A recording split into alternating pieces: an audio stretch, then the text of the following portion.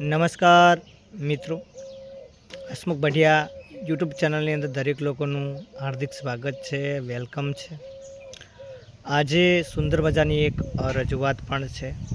સુંદર મજાની રજૂઆત તમે સાંભળો, કેમ કે આજે એક સુંદર મજાનો પ્રશ્ન પણ છે કે મતભેદ હોઈ શકે પણ મનભેદ ના હોવા જોઈએ। કેમ કે દરેક વ્યક્તિના વિચારો અલગ હોઈ શકે, દરેક વ્યક્તિનું મંતવ્ય અલગ હોઈ શકે, પણ આપણે હાલ જે રજૂઆત કરી રહ્યા છીએ એ સૌથી સુંદર મજાની છે। કેમ કે તમે દરેક લોકો જોતા હોવો છો, સોશિયલ મીડિયાના માધ્યમથી જોતા હોય, ફેસબુકના માધ્યમથી જોતા હોય, યુટ્યુબના માધ્યમથી જોતા હોય, સમાચારના માધ્યમથી જોતા હોય કે ઇન્સ્ટાગ્રામના માધ્યમથી જોતા હોય, તમે જુઓ છો કે કદાચ મેં જે રજૂ કરેલા મંતવ્યો હોય અને તમે જે રજૂ કરેલા મંતવ્યો હોય એની અંદર મતભેદ હોય, વિચારો સેટ ન થતા હોય, પણ મનભેદ ના હોવા જોઈએ। ઘણા લોકો તમે જુઓ છો કે કોઈ વિચારો રજૂ કરતા હોય છે ત્યારે મતભેદના કારણે મનભેદ પણ થતા હોય છે, તો મનભેદ ન થવો જોઈએ। કેમ કે વિચારોની અંદર એવું હોય છે કે સૌ લોકો, દરેક વ્યક્તિઓ પોતાના વિચારો સોશિયલ મીડિયાની અંદર મૂકતા હોય છે અને અનેક લોકો વિચારો દ્વારા કાંઈક ને કાંઈક આપણે પરામર્શ કરતા હોઈએ છીએ અને લોકો દ્વારા આપણને ઘણું બધું શીખવા પણ મળતું હોય છે। તમને બધાને ખ્યાલ છે કે જે આપણે સ્કૂલની અંદર શીખવા નથી મળતું, જે ભણવામાં નથી શીખવા મળતું, તે અનુભવથી શીખવા મળે છે। એટલે તમે બધાને ખ્યાલ છે કે આપણા પરિવારની અંદર હોય, આપણા ગામની અંદર હોય કે સમાજની અંદર હોય, દરેક વ્યક્તિની 5 આંગળીઓ સરખી નથી હોતી। 5 વ્યક્તિઓ ભેગા થતા હોય છે, તેમાં 5 વ્યક્તિઓમાંથી 3 વ્યક્તિઓના વિચાર અલગ હોય છે, 2 વ્યક્તિઓના વિચાર અલગ હોય છે, પણ તમે જુઓ છો તર્કશીલ બનો। કેમ કે જે 2 વ્યક્તિઓના વિચાર છે એની અંદર પણ કંઈક અલગ કહેવા માગતા હોય છે, 3 વ્યક્તિઓના વિચાર છે તે પણ કંઈક અલગ કહેવા માગતા હોય છે। એટલે વિચાર શ્રેણીની અંદર આપણે જોતા હોઈએ છીએ કે જે 5 વ્યક્તિઓ છે એની અંદરથી આપણે શું ઉતારવું એ આપણે વિચારવાનું હોય છે। એટલે મનભેદ ના રાખો કે આ મારા માટે ખોટું વિચારે છે, આ મારા માટે ખોટું કામ કરે છે, આ મારા માટે ખોટી સલાહ આપે છે। સલાહ દરેક લોકોની લો, પણ તમારે શું કરવું છે, તમારે શું પગલાં લેવા છે એ તમારા ઉપર છોડો। એટલે આ મંતવ્ય એટલા માટે આપી રહ્યો છું કે ઘણી વખત તમે કોઈ રજૂઆત કરતા હોય છો તો લોકોને નથી ગમતું હતું, લોકો ઉશ્કેરાઈ જતા હોય છે અને લોકો ઝઘડા સુધી પહોંચી જતા હોય છે। વિચારો ન ગમતા હોય તો આપણે નહીં લેવાના, પણ આપણે સોશિયલ મીડિયામાં જોતા હોઈએ છીએ કે ન જેવી બાબત ઉપર ઝઘડો થયો અને આવો ઇસ્યુ બન્યો, સામેવાળાને મારવામાં આવ્યો, સામેવાળાનું કાસળ કાઢી નાખવામાં આવ્યું, સામેવાળાને ઈજા પહોંચાડવામાં આવી। આ શા માટે કરવું જોઈએ? એટલે મેં વિચાર રજૂ કર્યો છે કે તમને ન ગમે તો લેટ ગો કરી દો કે મને આ ગમતું નથી। તમને ના અનુકૂળ આવે તો આપણે નહીં બેસવાનું, તમને ન અનુકૂળ આવે તો તેનું જ્ઞાન નહીં લેવાનું, પણ કોઈની ખરાબ મનોવૃત્તિ ના રાખવી જોઈએ કે આનું ખરાબ થવું જોઈએ, આ વ્યક્તિનું ખરાબ થાય, આવા પ્રયત્નો ના કરવા જોઈએ। થઈ શકે તો સારું કામ કરો, સારી લાગણી, પ્રેમ, આદર, સ્નેહથી તમે લોકો સાથે રહો। કેમ કે આપણે લોકો સાથે રહેવાનું છે, લોકો વચ્ચે રહેવાનું છે, લોકોથી આપણે ઉજળા છીએ, લોકો દ્વારા આપણને ઘણું બધું શીખવા મળે છે અને લોકો જે અનુભવ આપણને આપે છે એના દ્વારા આપણને જીવનની અંદર શીખવા મળે છે, જાણવા મળે છે, અનુભવ કરવા મળે છે। એટલે દરેક લોકોના વિચારો પહેલાં તો સાંભળવા, પછી તમારે શું કરવું છે એ પોતાના ઉપર છોડી દેવું। તમારું દિલ કહે, મન કહે એ જ કરવું, લોકોને પૂછવું ખરી, પણ આપણાને શું યોગ્ય લાગે છે, આપણે શું કરવું છે, મન શું કહે છે એ જ કરો, તમારું દિલ શું કહે છે એ જ કરો।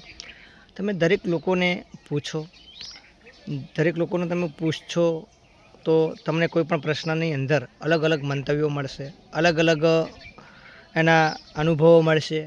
એટલા માટે આપણે જે પાઠશાળાની અંદર નથી શીખી શકતા, જે ધંધાની અંદર નથી શીખી શકતા, જે આપણે જીવનની અંદર શિક્ષણની અંદર પણ નથી શીખી શકતા, ભણવાની અંદર પણ નથી શીખી શકતા, એ અનુભવથી શીખવા મળે છે. આપણા વડવાઓ તમે જુઓ છો કે અનુભવથી કેટલું બધું શીખતા હતા. એમના જોડે કદાચ શિક્ષણ ઓછું હતું પણ અનુભવો ઝાઝા હતા. એમના જોડે રહેણી કહેણી જૂની રૂઢિચુસ્તતાની હતી, પણ તેમની લાગણી અલગ હતી, પ્રેમ અલગ હતો, સ્નેહ અલગ અલગ હતો. પહેલાં તમે જુઓ કે કાચી માટીના મકાન હતા પણ સુવાસ અલગ હતી. હાલ તમે જુઓ છો કે સુખી સંપન્ન કદાચ થઈ ગયા હશો, ઘરે ગાડી પણ હશે, વાડી પણ હશે અને બધી જ રીતે તમે સુખી સંપન્ન હશો, પણ તમે જુઓ હાલ માનવતા નથી દેખાઈ રહી.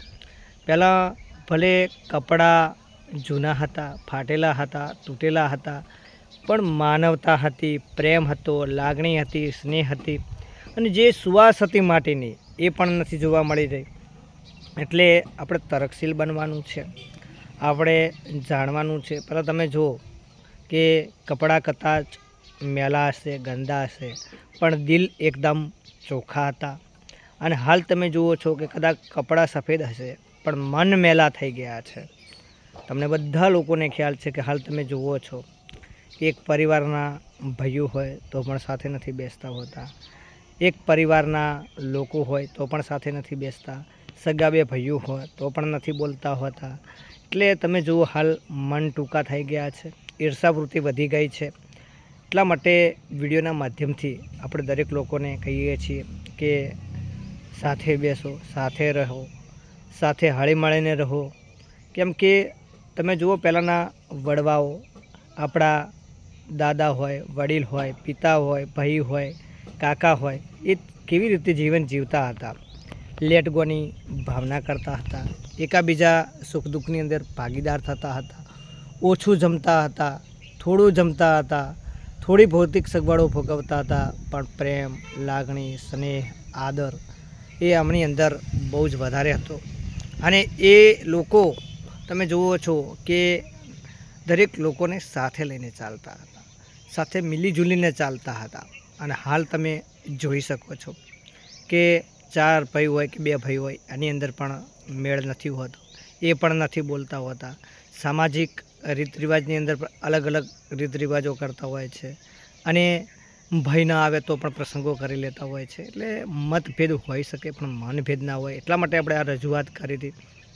અને આપણે બધાને ખ્યાલ છે કે જે વડીલો હતા, જે વડવાઓ હતા, એની શુદ્ધ બુદ્ધ બહુ જ સરસ હતી. ભલે તેઓ ભૌતિક સગવડો ઓછી ભોગવી હશે, મોજ શોખ ઓછા કર્યા હશે અને તમે જુઓ તો એ સમયની અંદર પૈસા પણ ન હતા, તેમ છતાં પણ કરકસર કરી અને આપણા માટે તમે જુઓ છો કે હાલ જમીનો સંગ્રહ રાખી છે, મકાનો બહુ સુંદર મજાના બનાવ્યા છે અને આપણને લગ્ન પ્રસંગ કરાવી અને ભણાવી ગણાવીને આટલે બધે પહોંચાડ્યા છે. તેમ છતાં આપણે શિક્ષિત બની ગયા છીએ અને તેમ છતાં સંગઠિત નથી બન્યા અને સંઘર્ષ નથી કરતા. એટલા માટે આપણે યુવા પેઢી છે, તો કોઈ શિક્ષિત છે, એજ્યુકેશન છે, પણ તે તરકશીલ નથી બનતા. કેમ કે હાલ તમે જુઓ છો કે શિક્ષણ હોવા છતાં પણ આપણે જે એકતા, ભાઈચારાની ભાવના, જે આપણી માનવતા, આ બધું જ આપણે ખોઈ બેઠા છીએ. અને તમે જુઓ છો રૂબરૂ ઉદાહરણ આપવાની જરૂર નથી, આપણી આજુબાજુમાં પણ જોતા હશો, આપણા પરિવારની અંદર પણ જોતા હશો, આપણા સમાજની અંદર પણ જોતા હશો કે હાલ ભાઈચારાની ભાવના મરી પરવારી છે. ફક્ત સ્વાર્થના સંબંધો હોય તેવું લાગી રહ્યું છે. પહેલાં તમે જોતા હતા સ્વાર્થ માટે કોઈ ના જીવતું. 5 ભાઈ હોય તો સાથે હતા, 5 ભાઈના બાળકો પણ સાથે રહેતા, માતા પિતા પણ સાથે રહેતા અને એક ચૂલે જમતા, એક ચૂલે ખાતા. હાલ તમે જુઓ છો કે પરિવારની અંદર અલગ અલગ ચૂલા હોય છે, અલગ અલગ રહેવાના મકાનો હોય છે, અલગ અલગ સાધનો હોય છે. તેમ છતાં પૈસે ટકે સુખી હશે દરેક લોકો, પણ જે માનસિક રીતે તો લોકો બહુ જ હેરાન પરેશાન હોય છે અને આમ સ્માઇલ કરતા હશે, આપણને દેખાતા હશે કે ના એકદમ શાંતિ છે, મજા છે, પણ અંદરથી વ્યક્તિ બહુ જ દુઃખી હોય છે. એટલા માટે આપણે આ મુદ્દાને બતાવવા જઈ રહ્યા છીએ. લોકોને ગમે ના ગમે એ લોકોનો વિષય છે, પણ આપણે આપણા જે મંતવ્યો છે એ રજૂ કર્યા છે. તો ગમે વિડીયો તો શેર કરજો, લાઈક કરજો, કોમેન્ટ કરજો અને તમારા ખુદના પ્રતિભાવ ચોક્કસ જણાવજો તેવી આશા રાખું છું. જય હિન્દ, જય ભારત, જય સંવિધાન.